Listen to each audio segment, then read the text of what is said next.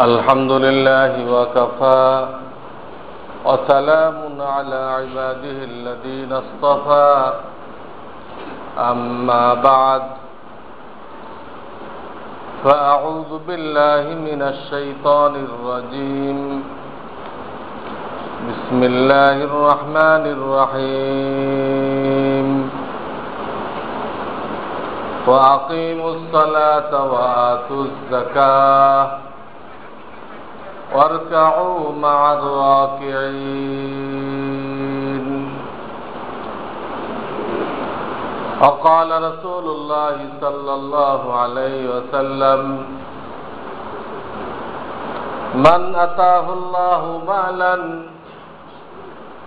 ولم يؤد زكاته مثل له ماله يوم القيامة شجاعا أقرع له زبيبتان ثم يطبقه يوم القيامة ثم يأخذ بلهزمتيه ويقول أنا مالك أنا كنزك أو كما قال رسول الله صلى الله عليه وسلم বুজুর্গানে মোহতারাম, আমাদের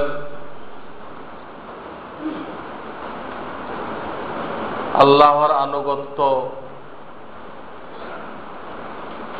এবং গুনাহ থেকে বাঁচা, এই ব্যাপারে আরো বেশি সতর্ক হওয়া দরকার।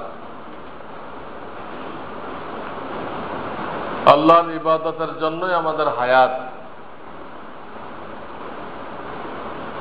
আল্লাহর নিষেধাজ্ঞা, আল্লাহ যেটা নিষেধ করেছেন তার থেকে বাঁচার জন্যই আমাদের হায়াত। এর উল্টা করলে এই হায়াতটা বেকার হয়ে গেল, অনর্থক হয়ে গেল। অর্থাৎ আল্লাহর আনুগত্য করা হলো না, আল্লাহ যেগুলো করতে বলেছেন সেগুলো করা হলো না, আর আল্লাহ যেগুলো নিষেধ করেছেন ওইগুলো করা হলো। তাহলে সেই লোকটা ধ্বংস হয়ে যাবে, সেই লোকটা ধ্বংস হয়ে যাবে। সে কামিয়াবি অর্জন করতে পারল না। করণীয়টাও মানতে হবে, বর্জনীয়টাও বর্জন করতে হবে।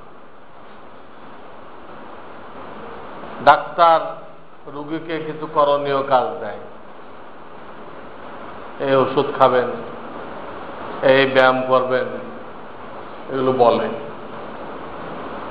আবার কিছু নিষেধ করে দেয়, এগুলো করবেন না, সুস্থ হওয়া পর্যন্ত এগুলো খাবেন না। এখন রোগী যদি ডাক্তারের উল্টা চলে, যেগুলো নিষেধ করছে ওগুলো সে ঠিক মতো খাইছে, নিষেধগুলো খাইতে একটাও ভুল হয় না তার। আর যেগুলো করতে বলেছে, এই ওষুধ খাবেন, ওষুধ কেনে নাই বা খোলেই নাই, তো এই লোকটা ধ্বংস হয়ে যেতে পারে, ক্ষতিগ্রস্ত সে কামিয়াব হবে না। শরীয়তের হুকুম আহকাম ঠিক এরকম। আমরা সবাই রোগী, রুহানি রোগী। এই রোগের থেকে যারা সুস্থতা হাসিল করবে তাদের জন্য জান্নাত, আর যারা রোগ নিয়ে মরবে তাদের জন্য জাহান্নাম। বাঁচতে হলে আল্লাহ যেগুলো করতে বলেছেন, ঈমান ঠিক করো, নামাজ ঠিক করো, কোরআন সহি করো, এগুলো করতে হবে। আবার যেগুলো মানা করছেন, সুদ খাওয়া বন্ধ করো, ঘুষ খাওয়া বন্ধ করো, মিথ্যা বলো না, গীবাত করো না, বাপ মায়ের নাফরমানি করো না, জুলুম করো না, এগুলো নিষেধ। এই নিষেধগুলো মানতে হবে। তাহলে সেই লোকটা রুহানি ভাবে সুস্থতা অর্জন করল, আল্লাহ তার উপর রাজি, আল্লাহ দুনিয়াতে তাকে সুখ শান্তি দান করবেন, কবরে, হাসরে, সব জায়গায়। একবার হযরত মূসা আলাইহিস সালাতু ওয়াস সালাম আল্লাহর কাছে ফরিয়াদ করলেন যে আল্লাহ,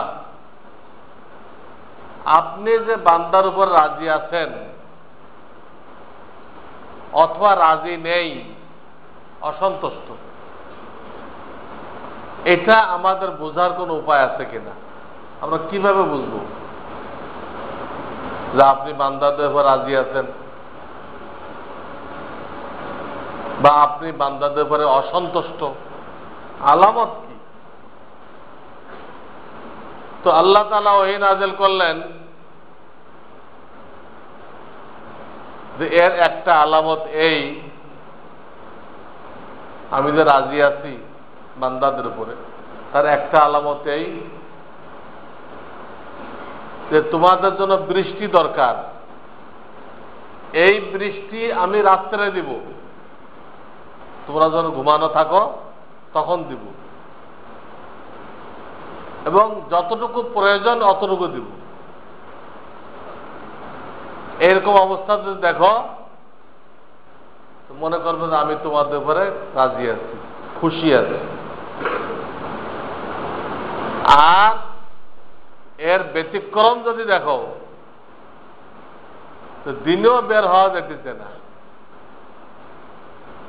আবার প্রয়োজন থেকে বেশি হইতেছে বা প্রয়োজন থেকে কম হইতেছে, তাহলে বুঝতে হবে যে বান্দার কাজের উপরে আল্লাহ তাআলা খুশি নেই, নারাজ। তো বর্তমান বৃষ্টি ওই হাদিসের আলোকে একটা আলামত যে এই উম্মতের অধিকাংশ লোক, অধিকাংশ দিয়ে ফয়সালা হয়, অধিকাংশ দিয়ে ফয়সালা হয়। একটা স্কুলের নাম হয় খুব ভালো স্কুল, তার মানে কি 16 আনাই ভালো না, অধিকাংশ ছাত্র ভালো। আর অধিকাংশ যদি মরা ধরা হয়, স্কুলের বদনাম হয়। আল্লাহ ফয়সালা এইভাবে করেন, অধিকাংশ মুসলমান যদি ঠিক পথে চলে তা আল্লাহ শান্তির ফয়সালা করেন, অধিকাংশ মুসলমান গলত রাস্তায় চলে তা আল্লাহ তাআলা আযাব গজবের ফয়সালা করেন। তো এই বৃষ্টি দ্বারা বোঝা যাচ্ছে যে আমরা অধিকাংশ মুসলমান আল্লাহকে রাজি করতে পারি নাই, কারণ এখন যে বৃষ্টি হইতেছে এটা প্রয়োজন থেকে বেশি, এত প্রয়োজন নেই, এটা গজব। আমার কাছে বিভিন্ন এলাকা থেকে খবর আসতেছে যে লোকেরা একবার ধান লাগাইছে, আমন ধান, বৃষ্টিতে ডুবে শেষ। এই পানি যখন নাকি নেমে গেছে, তো দ্বিতীয়বার লাগাইছে।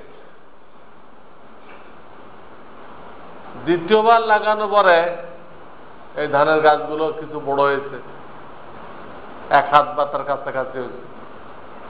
সেই অবস্থায় এই বৃষ্টিটা হলো। এই বৃষ্টির পরে এই ধান গাছের উপরে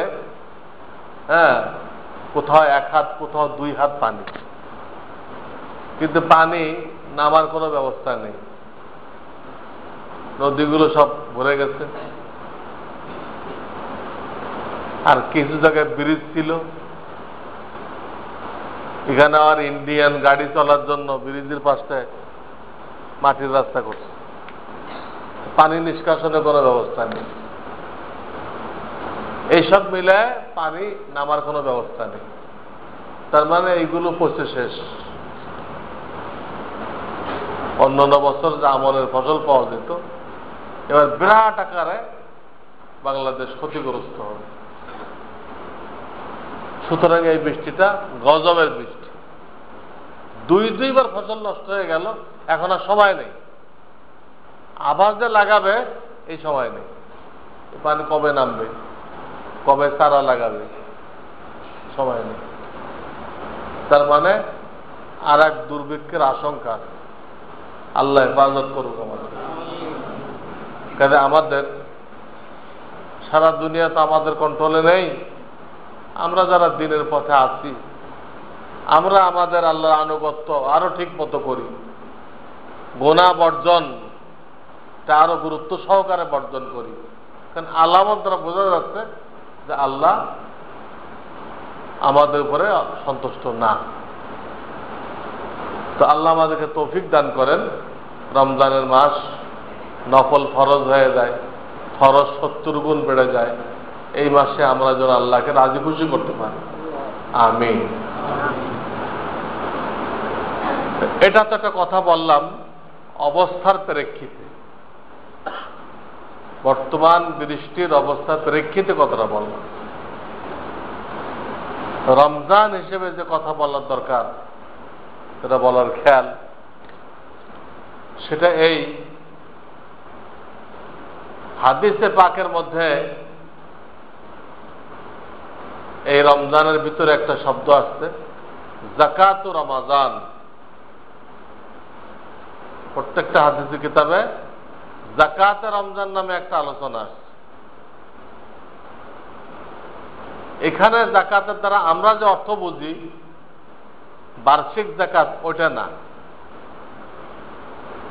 রমজানের আলোচনায় যে যাকাতে রমজান কথা বলা হয়েছে, তা আমরা যে যাকাত বুঝি ওই যাকাত না এটা। যাকাত রমজান বললে তা আমাদের পরিভাষায় সদকায়ে ফিতর বলা হয়। যাকাত রমজান বললে আমরা যারা সদকায়ে ফিতর বুঝি ওটা বোঝায়। তো যে কোনো ব্যক্তি নিসাবের মালিক হবে, 52.5 তোলা রূপার যে মার্কেট ভ্যালু, এই পরিমাণ টাকার যে মালিক হবে, তো তারপরে এটা ওয়াজিব। সদকায়ে ফিতর সকলকেই আদায় করা উচিত। যার পরে ওয়াজিব সেও দিবে, ওয়াজিব না সেও দিবে। এই জন্য দিবে যে রোজা রেখে আমাদের অনেক ভুল হয়, গুনাহ হয়ে যায়। এই ভুলগুলো সংশোধন করার বড় উপায় হলো সদকায়ে ফিতর। নামাজের ভুল যেমন সওয়াব দ্বারা ঠিক করা হয়, রোজার ভুল সদকায়ে ফিতর দ্বারা ঠিক করা হয়। এই জন্য সবারই উচিত সদকায়ে ফিতর দেওয়া। গরিবও আর এক গরিবকে দিবে, তাকে 10 জনে দিবে, কিন্তু সে আবার আর এক গরিবকে দিবে। তার রোজাগুলো ঠিক করার দরকার নেই, সে কেমনে ঠিক করবে? সদকায়ে ফিতর দিতে হবে, সদকায়ে ফিতর আদায় করতে হবে। এর টাইম হলো উত্তম টাইম, পয়লা রমজান থেকে ঈদের নামাজে আসার আগ পর্যন্ত। এটা আদায় করার টাইম শুরু হয় পয়লা রমজান থেকে। সদকায়ে ফিতর আদায় করার টাইম, উত্তম টাইম, পয়লা রমজান থেকে শুরু হয়। আর আপনি যে ঈদুল ফিতর পড়তে আসবেন এর আগ পর্যন্ত উত্তম টাইম, ডিভিশন পাওয়া যাবে। যদি কেউ এই টাইমের মধ্যে না দেয় আর তারপরে ওয়াজিব হয়ে থাকে, সে নিসাব পরিমাণ মালের মালিক, তো নামাজের পরে হইলেও তাকে আদায় করতে হবে। যদিও সে ডিভিশন পাবে না, ফজিলত পাবে না, কিন্তু ওয়াজিব তো আদায় হয়ে যাবে। এই জন্য এই টাইমটা আমাদের জানা থাকতে হবে, পয়লা রমজান থেকে ঈদুল ফিতরের আগ পর্যন্ত। উত্তম টাইম। পরিমাণ কি? আমি আটার হিসাব নিলাম, আমার এলাকার মোহাম্মদপুর এলাকা পনির 200 আটার যে দাম আসে তাতে এই 45-46 টাকা আসে। তো এই খুচরা মুচরা দেওয়াও অসুবিধা, এই জন্য আমি, লোকেরা তো সারাদিন ফোন করে আমার কাছে মোবাইলে, সদকা ফিতর কত, সদকা ফিতর কত। আমি সবাইকে বলতেছি 50 টাকা করে দেন। সবসময় হিসাব করে বাড়াই দিতে হয়, কম যেন না পড়ে। বাড়াই দিলে কোনো ক্ষতি নেই, কিন্তু কম পড়লে হাসরের ময়দানে কোত্থেকে আনবে? কেউ দিবে না, ছেলেও পরিচয় দিবে না, বাপ মাও দিবে না, কেউ পরিচয় দিবে না। যতক্ষণ তাদের জান্নাতে যাওয়ার ফয়সালা না পাবে ততক্ষণ তারা পরিচয় দিবে। আপনি কোত্থেকে আনবেন? এই জন্য সদকায়ে ফিতর হোক, যাকাত হোক, হিসাবে যা আসে বাড়াই দিতে হয়। এর জন্য আমি লোকদেরকে বলতেছি, আপনাদেরকেও বলতেছি যে 4-5 টাকা বাড়ায় আপনারা 50 টাকা করে দিয়ে দেন। এক একটা সদকায়ে ফিতর 50 টাকা। যারা নিসাবের মালিক তারা নিজের নাবালেগ ছেলেদের পক্ষ থেকেও দিবে, নিজের নাবালেগ ছেলে মেয়েদের পক্ষ থেকেও এক একটা দিবে। হ্যাঁ, যারা বালেগ বা বিবি, এদেরটা এদের দায়িত্বে। বালেগ ছেলে পেলে নিজের স্ত্রী, এদেরটা এদের দায়িত্বে। বাকি আপনি যদি অনুমতি নিয়ে দিয়ে দেন, ইজাজত আছে, অনুমতি নিতে হবে আগে। হয় তারা আপনাকে রিকোয়েস্ট করবে, অথবা আপনি তাদের থেকে অনুমতি নেবেন, নিয়ে যদি দিয়ে দেন আদায় হয়ে যাবে। তারা আপনাকে বলে নাই, আপনি অনুমতি নেন নাই, আপনি আদায় করে দিলেন, এটা তাদের পক্ষ থেকে আদায় হবে না, আপনার পক্ষ থেকে নফল দান হবে। আপনার পক্ষ থেকে নফল দান হবে, তাদের সদকায়ে ফিতর আদায় হবে না। তো সদকায়ে ফিতর সম্পর্কে এই কয়েকটা কথা বললাম। আর কয়েকটা কথা বলতে চাই যাকাতের ব্যাপারে। যদিও মূলত এটা কোনো যাকাতের মাস না, সদকায়ে ফিতরের মাস, যাকাতের মাস না। এটা যাকাতের মাস হলো প্রথম যখন আপনি নিসাবের মালিক হয়েছিলেন। নিসাব কাকে বলে? শুধু স্বর্ণ আছে আপনার কাছে, যাকাতের মাল হলো স্বর্ণ, রূপা, নগদ টাকা, ব্যবসার মাল। এই চারটে হলো যাকাতের মাল। স্বর্ণ, রূপা, নগদ টাকা, ব্যবসার মাল। আর একজনের কাছে শুধু স্বর্ণ আছে, তার নিসাব কি? আর কিচ্ছু নেই, টাকাও নেই, রূপাও নেই, ব্যবসার মালও নেই। তার নিসাব হলো তার কাছে 7.5 তোলা, তোলা মানে ভরি, 7.5 ভরি স্বর্ণ আছে কিনা। এই যদি থাকে তো সে নিসাবের মালিক হয়ে গেল। আপনার বিবির অলংকারের যাকাত বিবির দায়িত্বে, আপনি দয়া করে দিলে দিতে পারেন, অনুমতি নিতে হবে, আর না হবে না। তো নিসাব হলো শুধু স্বর্ণ থাকলে 7.5 ভরি, এটা হলো নিসাব। এর থেকে যত বেশি হোক যাকাত দিতে হবে। তো অনেকে আর বোঝে না, যাকাত দেওয়ার সময় 7.5 ভরিটা বাদ দেয়, এটুক দ্বারা তো অজীব হয়েছে, এটুক বাদ দিয়ে বেশি যা আছে ওইটুকু যাকাত দিতে হবে। এটা ভুল। ওটার দ্বারা নিসাব হবে, কিন্তু যাকাত দেওয়ার সময় টোটালটা যাকাত দিবেন। 10 ভরি আছে তো 10 ভরির যাকাত দিবেন। কেমনে দিবেন? এটা ব্যবহৃত স্বর্ণ, এটা এখন আপনি বেচতে গেলে কি রেট পাবেন ওই দামটা বের করেন। যে দামে কিনছেন সেটা না। এখন যখন আপনি যাকাত দিচ্ছেন তখন এটা যদি আপনি বেচতে যান স্বর্ণকারের কাছে, সে আপনাকে কি হিসেবে দাম দিবে, ভরি কত করে ধরবে, ওইভাবে আপনি দামটা বের করবেন। বের করে 40 ভাগের 1 ভাগ আল্লাহকে দিবেন, 40 ভাগের 1 ভাগ আল্লাহকে দিবেন। আল্লাহকে কেমনে দিবেন? আল্লাহ কিছু পিয়ন রাখছে আল্লাহ কাছে পৌঁছানোর জন্য। এই পিয়নের নাম হলো গরিব মিসকিন। এদের কাছে দিবেন, এটা আল্লাহ কাছে পৌঁছে গেল। এটা গরিব মিসকিনকে একদিকে পিয়ন বলা হয়েছে, যা আল্লাহ দিছে, আল্লাহ আবার 40 ভাগের 1 ভাগ চাইছে। আমি দিছি, তুই 40 ভাগের 1 ভাগ আমাকে দাও, আমি এটা অনেক গুণ বাড়ায় আবার তোমাকে দিব। এই কথাটা কারণের বুঝে আসে নাই। এই কথাটা যে আল্লাহ দিয়ে অল্প একটু চাইছে, এটা বুঝে আসে না। এটা সে দেখতেছে যে এত জাকাত আসে, হিসাব বের করছে, সে অনেক জাকাত আসে, এত অনেক জাকাত আসুক, থাকে কত তার কাছে? জাকাত দেওয়ার পরে থাকে কত, এটা হিসাব বের করে নাই। জাকাত দেওয়ার পরে তার হাতে কত থেকে যায়, কারণ ওই দিক যায় নাই, টোটাল জাকাতটা বের করছে, যাতে বিরাট অ্যামাউন্ট। পরে সে অস্বীকার করছে না, আল্লাহ আমার দেয় নাই কিছু, এগুলো আমি প্র্যাকটিস করে রোজগার করছি। মুসা আলাইহিস সালামকে জানাই দিল যে আল্লাহ আমাকে দেয়টাই নাই কিছু, আপনি যেটা কইলেন যে আল্লাহ আপনাকে দিছে, আমি আল্লাহর জন্য কিছু দিব, আল্লাহ আমাকে দেয় নাই, তা আমি প্র্যাকটিস করে বেরেন খাটায় এগুলো হাসিল করছি। রেজাল্ট কি হলো? এই যে গাঁটতেছে, কিয়ামত পর্যন্ত গাঁটতে থাকে, কিয়ামত পর্যন্ত গাঁটতে থাকে, জাকাত না দেওয়ার কারণে।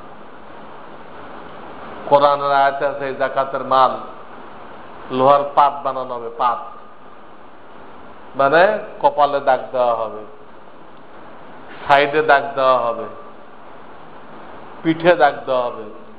কোরআনের আয়াত, যারা জাকাত দিবে না, ইন্নাল্লাযীনা ইয়াকনিজুনা আয-যাহাবা ওয়াল ফিজ্জা ওয়া লা ইউনফিকুনা ফী সাবিলিল্লাহ ফাবাশশিরহুম বিআযাবিন আলীম ইয়াওমা ইউহমা আলাইহা ফী নারি জাহান্নাম ফাতুকওয়া বিহা জিবাহুহুম ওয়া যুনুবুহুম ওয়া যুহুরুহুম। আর বলা হবে হাযা মা কানাসতুম, এই সেই মাল, এটা যাকাত দাও নেই। এটা কোরআনের আয়াত। আর হাদিসের মধ্যে আছে এটা কঠিন সাপ বানাই দেওয়া হবে, আর এক রকম সাপ দিয়ে গলায় পেঁচাই দেওয়া হবে।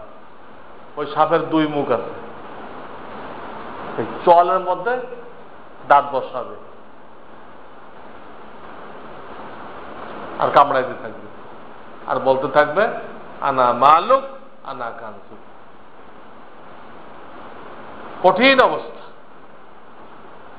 তো বলতেছিলাম যে আল্লাহ গরিবদেরকে পিয়ন বানাইছে। আল্লাহ যে অংশ চাইছে তা আল্লাহ কাছে পৌঁছানোর জন্য তারা পিয়ন।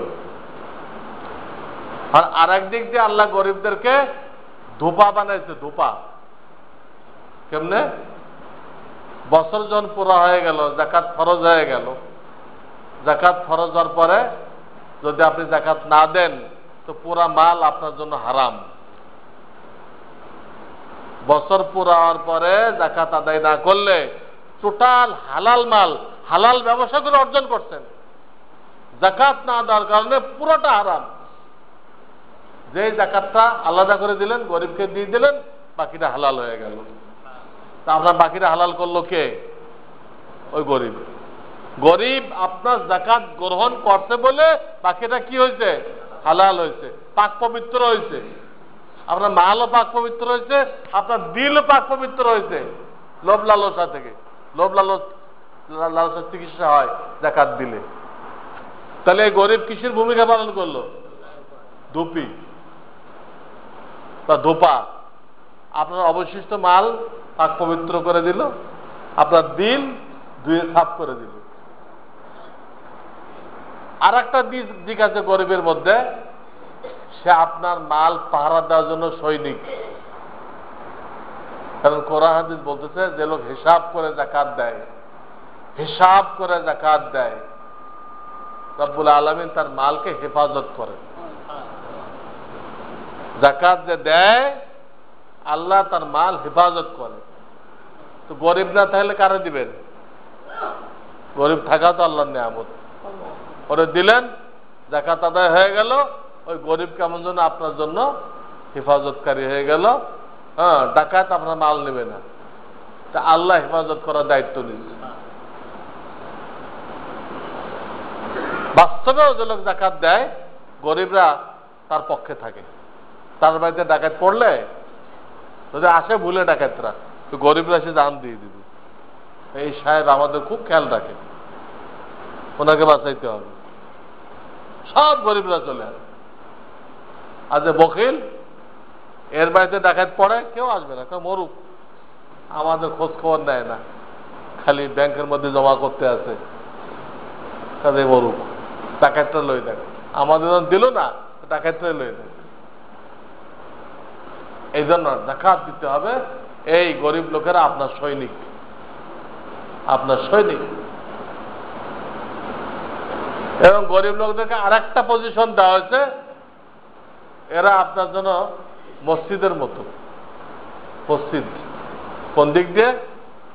এই ইটের তৈরি মসজিদে ফরজ নামাজ আদায় করা যায়, আর গরিব লোকটার উপরে আর এক ফরজ আদায় করা যায়। কোন ফরজ? যাকাত। মসজিদকে আমরা সম্মান করি কেন? এখানে ফরজ নামাজ পড়া যায়। তো মসজিদকে সম্মান, মসজিদ আমরা বানাইছি, আর গরিবরে কে বানাইছে? আল্লাহ বানাইছে। এখানে এক ফরজ আদায় করা যায়, ওখানে আর এক ফরজ আদায় করা যায়, ও আর এক মসজিদ। গরিব আপনার জন্য যাকাত আদায় করার মসজিদ, আপনার জন্য সৈনিক, আর আপনার জন্য ধোপা, আপনার জন্য পিওন। কাজে শ্রদ্ধার সাথে দিতে হবে। কোন গরিবকে তুচ্ছ তাচ্ছিল্যের সাথে যাকাত দেওয়া যাবে না। আপনি তারপরে এহসান করেন নাই, সে যাকাত নিয়ে আপনার উপরে এহসান করেছে, আপনাকে ফরজ আদায় করার সুযোগ দিয়েছে। আমরা মনে করি আমরা এহসান করলাম, গলত কথা। একদিন আসবে, হাদিস আসছে, যাকাত গ্রহণ করার লোক পাওয়া যাবে না। বুখারী শরীফে হাদিস আছে, একদিন তুমি যাকাত নিয়ে ঘুরবা, তোমার যাকাত কেউ নেবে না। যাকাত দেবে আমার দরকার নেই, কালকে যদি দিতে আমি নিতাম, তো রাত্রে আমার কাছে মাল এসে গেছে, আমার পাশে যাকাত ফরজ হয়ে গেছে, কেউ নেবে না। হাদিস সেই দিন আসার আগেই দান খয়রাত করে রাখতে বলা হয়েছে। তো বলতেছিলাম, শুধু স্বর্ণ যদি থাকে তো এই কথা, 7.5 ভরি হলে পুরাটা যাকাত দিয়ে দিতে হবে। শুধু স্বর্ণ ছাড়া আর যা কিছু হোক, চারোটা আছে, স্বর্ণ, রূপা, নগদ টাকা, ব্যবসা বান, চারোটা কিছু কিছু আছে, বা 4টেতে 3টা আছে, বা 4টেতে 2টা আছে, বা 4টে থেকে শুধু স্বর্ণ বাদে একটা আছে। শুধু স্বর্ণ বাদে আর যে কোনো সুরত আপনি বলবেন, যে কোনো সুরত আপনার হোক, শুধু স্বর্ণ বাদে অল্প অল্প করে 4টা আছে, অল্প অল্প করে 3টা আছে, যাই আপনি বলবেন সেগুলো বাঁচলেই সেক্ষেত্রে আপনাকে 52.5 তোলা রূপার যে বাজার মূল্য তার সাথে মিলাইতে হবে। 52.5 তোলা রূপার বাজার মূল্য আপনি বেচতে গেলে মার্কেট রেট হলো 1150 টাকা, কিনতে গেলে 1850 টাকা। তো কেনাটা ধরা হবে না, আপনি বেচতে গেলে যা পাবেন ওটাই ধরতে হবে। তো 1150 হিসেবে বর্তমান বাজারে 60,000 টাকা থাকলে নেশাবের মালিক হয়ে যায়। 60,000 টাকা মানে কি? যদি 4টা মিলে 60,000 টাকা হয়, কিছু স্বর্ণ, কিছু রূপা, কিছু নগদ টাকা, কিছু ব্যবসার মাল, বা স্বর্ণ রূপা নেই, কিছু টাকা আছে, কিছু ব্যবসার মাল আছে, তো দেখতে হবে এটা 60,000 হয় কিনা। যদি 60,000 হয় তো সে নেশাবের মালিক হয়ে গেল। তো নেশাবের মালিক হয়ে গেলে সাথে সাথে যাকাত দেওয়া জরুরি না, দিলে আদায় হয়ে যাবে। যাকাত অ্যাডভান্স করা যায়, নামাজ আর রোজা অ্যাডভান্স করা যায় না। নামাজ আর রোজা অ্যাডভান্স করা যায় না, যাকাত আর হজ অ্যাডভান্স করা যায়। নিসাবের মালিক হয়েছেন, খরচ তো হবে 1 বছরের মাথায়। এই মাল বছরের শুরুতে আপনার কাছে ছিল কমপক্ষে 60,000, আর শেষও ছিল, মাঝখানে কিছুদিন না থাকলে ক্ষতি নেই। বছরের 2 মাথায় যদি এই পরিমাণ মাল আপনার কাছে থাকে তখন ফরজ হবে, তখন যাকাত দেওয়া কি হবে? ফরজ হবে। কিন্তু আগেতে দিয়ে দিলেন তা আদায় হয়ে যাবে। হজ এখনো ফরজ হয় নাই, কিন্তু আপনি অ্যাডভান্স করে ফেললেন ফরজের নিয়েতে, তো ফরজ আদায় হয়ে গেল। ভবিষ্যতে ফরজ হইল, আর দ্বিতীয়বার ফরজ হবে না। তো নামাজ আর রোজা অ্যাডভান্স করা যায় না, টাইম মতো করতে হয়। যাকাত আর হজ অ্যাডভান্স করা যায়। আর আমরা এটাই পরামর্শ দিই যে অ্যাডভান্স যাকাত দিতে থাকেন, শতকরা 2.5 টাকা, 40 ভাগের 1 ভাগ দিতে থাকেন। দিয়ে যখন নাকি চান্দ্র বছরের 1 বছর হবে তখন আপনি হিসাব বের করেন। এটাই গোড়াতে বলছিলাম যে রমজান যাকাতের মাস না, রমজান যাকাতের মাস না। যাকাতের মাস হলো প্রথম আপনি যখন নেশাবের মালিক হয়েছিলেন, এই বছরে 60,000 টাকা, গত বছর ছিল 40,000 টাকা, এবছর হচ্ছে 60,000 টাকা। প্রথম যেদিন আপনি এই টাকা বা ব্যবসার মালটাল মিলে মালিক হয়েছিলেন, সেইখান থেকে চান্দ্র বছরের 1 বছর কখন পুরো হবে, ওইটা হলো যাকাতের মাস। তো প্রত্যেকেরটা ভিন্ন ভিন্ন, প্রত্যেকেরটা খুব ভালো করে বুঝেন। মূলত রমজান কোন যাকাতের মাস না। যাকাতের মাস হলো আপনি প্রথম যখন নেশাবের মালিক হইবেন, সেইখান থেকে চান্দ্র বছর 355 দিনের মাথায়, ওই দিন থেকে নিয়ে 355 দিনের মাথায় আপনার যে মাস পড়ে ওটা আপনার যাকাতের মাস। ওই মাসে হিসাব করে আপনার যাকাতের অঙ্কটা বের করে ফেলতে হবে। তো সারা বছর অ্যাডভান্স দিতে থাকেন, গরিব গোরাবাদেরকে দেন, আর ওই সময় হিসাব করে আপনার যা যাকাত আসছে ওর থেকে দেখেন অ্যাডভান্স কত দেওয়া হয়েছে, অ্যাডভান্স ওটা বিয়োগ করেন, করে যা বাকি থাকে ওটা এখন 2-1 দিনের মধ্যে দিয়ে দেন। বছর পুরা হওয়ার পরে সাথে সাথে যাকাত আদায় করা বা হজ ফরজ হওয়ার পরে ওই বছর হজে যাওয়া, এটা ওয়াজিব। যাকাতের বছর পুরা হওয়ার পরে সাথে সাথে যাকাত দেওয়া ওয়াজিব। হজ যে বছর ফরজ হলো ওই বছর যাওয়া ওয়াজিব। দুটা একই ধরনের, যাকাত আর হজ দুটা একই ধরনের। দেরি করে করলে আদায় তো হবে, কিন্তু দেরি করার জন্য আপনি গুনাহগার হবেন।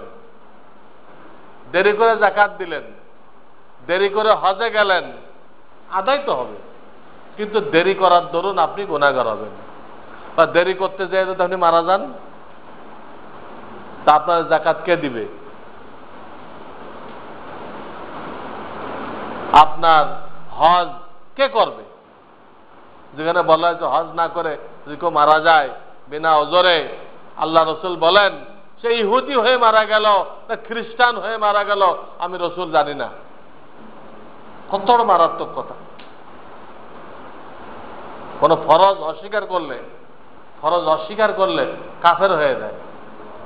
আসলে অস্বীকার করে নাই, গড়িমসি করে দেরি করছে, অলসতা করে দেরি করছে, তখন কাফের হয় না, গুনাহগার হয়, ফাসেক হয়। তো বলতেছিলাম রমজান যাকাতের মাস না।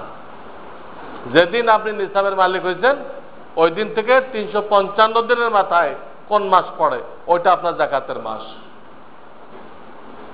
ওই সময় দিয়ে দিতে হবে। কিন্তু অনেকে দেয় না, রমজানে দিলে 70 গুণ, কিন্তু 70 নীতিতে তাতে গুনাহগার যে হইলেন এটা কত গুণ? তাতে আপনার লাভ বেশি হলো না ক্ষতি বেশি হলো? 70 গুণ তো পাইলেন, কিন্তু বিরাট আকারে ক্ষতি হয়ে গেল। এই জন্য হিসাব রাখতে হবে, হিসাব রাখতে হবে। রেখে আপনার যারা যাকাতের মাস ওই মাসে যাকাত দিয়ে দিবেন। 70 গুণ লাভের দ্বারা যে লাভ হবে তার থেকে দেরি করলে গুনাহ অনেক বেশি হবে। শরীয়ত বলতেছে যে লাভ হাসিল করার থেকে গুনাহ থেকে বাঁচা জরুরি, সওয়াব হাসিল করার থেকে গুনাহ থেকে বাঁচা জরুরি। একটা কাজ করলে সওয়াব হবে, গুনাহ হবে, তো আপনার জন্য নিষেধ।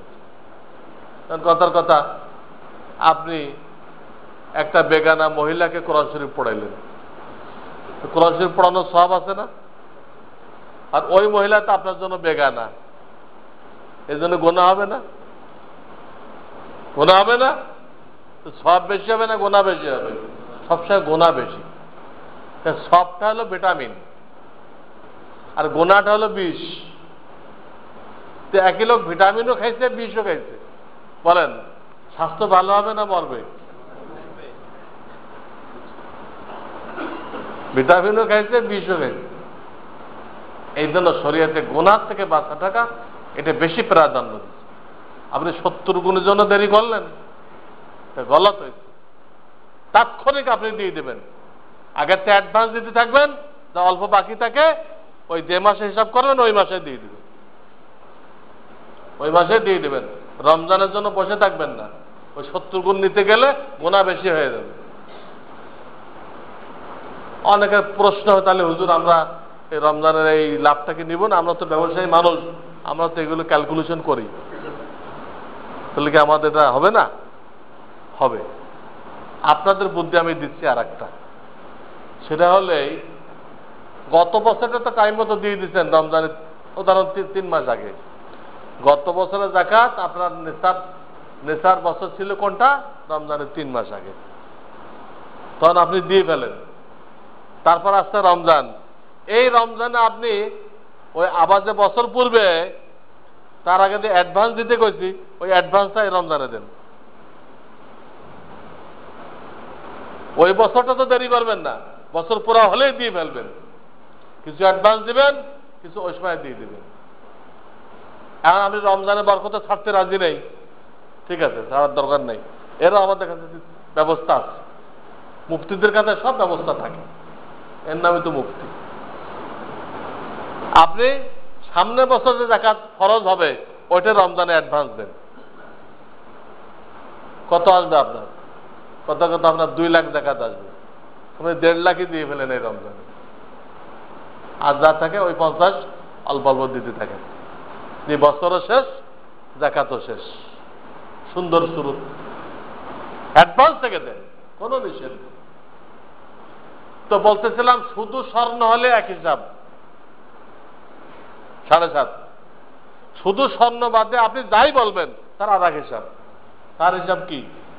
52.5 তোলা রূপার বাজার মূল্য, যা বর্তমান বাজারে 60,000 টাকা। 60,000 টাকা। এটা যখন আপনি মালিক হয়ে গেলেন, নিসাবের মালিক হইলেন, তখন তার যাকাত খাওয়া হারাম। কিন্তু ফরজ হবে কখন? 1 বছরের মাথায়। ইংরেজি বছর না, চান্দ্র বছর। চান্দ্র 1 বছরের মাথায় দেয় ফরজ হবে। এই মসলা আমরা ভালো করে বুঝে রাখি। হিসাব করে যা আসবে তার থেকে বেশি দিবেন, তার থেকে বেশি দিবেন। কাকে দিবেন বা কাকে দিবেন না, কোন কাফেরকে যাকাত দেওয়া জায়েজ নেই।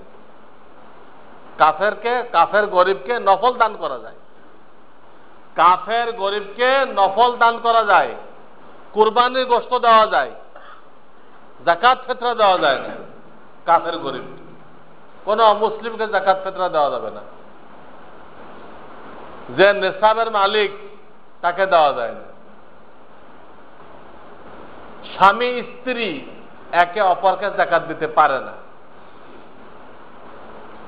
আর যাদের সাথে আপনার ব্লাড কানেকশন আছে, এর কি অর্থ? আপনি যাদের মাধ্যমে দুনিয়া আসছেন আর আপনার থেকে যারা দুনিয়া আসছে, এই 2 সিঁড়িকে দেওয়া যায় না। আপনি যাদের মাধ্যমে দুনিয়াতে আসছেন, বাপ দাদা নানা নানি, এর উপরে আরো যান, এই গ্রুপকে দেওয়া যাবে না। আপন দাদা আরো কত দাদা থাকে, চাচা তো দাদা থাকে, আপন দাদা যেটা, আপন নানা একজন, এদেরকে দেওয়া যায় না। তো একদিকে আছে মা,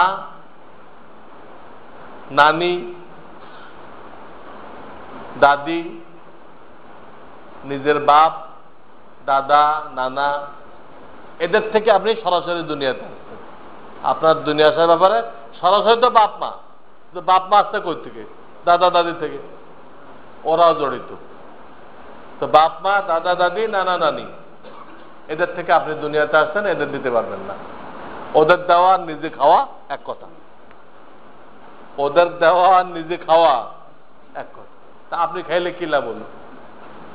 তা আপনার জন্য তো না পাক, গরিবের জন্য পাক, গরিবের জন্য না পাক না। আর আপনার থেকে যারা আসছে, আপনার ছেলে মেয়ে, তাদের আওলাদ, এদেরকে দেওয়া যাবে। এই হলো না দেওয়ার তালিকা। এর বাইরে যত লোক আছে দেন, চাচা চাচি, মামু মামি, ভাই বোন, এদেরকে দেন, শ্বশুর শাশুড়ি। হ্যাঁ, নিজের মেয়েকে তো দেওয়া যায় নেই, কিন্তু কারো জামাই যদি গরিব হয়, মেয়ের জামাই, তাকে দেওয়া যায়। নিজের মেয়েকে দেওয়া যায় নেই, কিন্তু মেয়ের জামাই যদি গরিব হয়, তবে এই ধরনের নিকট আত্মীয় স্বজনদেরকে জাকাত দিতে হলে হাদিয়া বলে দিতে বলা হয়েছে, জাকাত বলে না। এটা আমার এদেরকে দিবেন। এবং সেই সাথে আপনি মেহমানের রসুলদেরকে স্মরণ রাখতে হবে, এদেরকে বাদ দেওয়া যাবে না। মেহমান রসুল কারা? তাহলে বললেন এদেরকে আল্লাহ রসুল নিজের মেহমান বলেছেন। ফাস্তাউসু বিহিম খায়রা, নিজের মেহমান ঘোষণা করছেন। প্রত্যেক এলাকায় কিছু না কিছু মেহমানের রসুল আছে, আপনি সবাইকে দিলেন, আর আপনার প্রিয় নবীর মেহমানকে দিলেন না, তো রসুলের শাফাত পাওয়া যাবে? এই জন্য গরিব আত্মীয় স্বজনকে দিতে হবে, এদেরকেও দিতে হবে। এবং এদেরকে দেওয়াতে ডবল সব বলা হয়েছে। যাকাত আদায় হয়ে গেল, আবার দিন কায়েম করার জন্য আলাদা একটা সব পেয়ে গেলেন। কোরআন আল্লাহ জমিনে কায়েম করলেন। এই গ্রুপকেও ওই আত্মীয় স্বজনের সাথে মিলায়, আপনার আত্মীয় স্বজন থেকে রসুলের মেহমান কি কম কম গুরুত্বপূর্ণ? আপনার আত্মীয় বুঝলাম, আর একদিকে রসুলের মেহমান, রসুল তাদেরকে মেহমান ঘোষণা করছে, এদেরকে ছোট করে দেখা যাবে না, এদেরকেও শরীক রাখতে হবে। এবং সেখানে সৎকায় জারিয়া সব পাওয়া যাবে, এদেরকেও স্মরণ রাখতে হবে। আল্লাহ আমাদেরকে তৌফিক দান করুক, আমরা এদের সবাইকে যেন আমরা যাকাত দিতে পারি। আরো কিছু মসলা রয়ে গেছে, তা আল্লাহ তৌফিক দিলে সামনের জুমাতে পেশ করা হবে। এই বাড়ি ভাড়া অ্যাডভান্স কিছু থাকে না, ব্যবসার মাল, আরো কিছু মসলা বাকি আছে, সামনের সপ্তাহে বলা হবে। তো মাদ্রাসার ব্যাপারে তো আমি বলে থাকি যে এই মসজিদের সাথে যে হাফেজুল উলুম মাদ্রাসা আছে, এটা 1 নম্বর আপনারা প্রাধান্য দিবেন। এখানে কত লাগে, এখানে সারা বছরে কত লাগে, এটাকে পুরা করে দিবেন। এরপরে দূরে যেগুলো আছে এগুলো তো শরীক হইবেন। বিশেষ করে আমি যে মাদ্রাসায় আছি, জামিয়া রহমানিয়া, তা সবসময় শরীক হন, এখানে আপনারা শরীক হতে চেষ্টা করবেন। আল্লাহ তাআলা এই রমজান মাসে আমাদেরকে ফিতরার মাধ্যমে, যাকাতের মাধ্যমে এই সদকায়ে জারিয়াতে শরীক হওয়ার তৌফিক দান করেন। ওয়া আখিরু দাওয়ানা আনিল হামদুলিল্লাহি রাব্বিল আলামিন।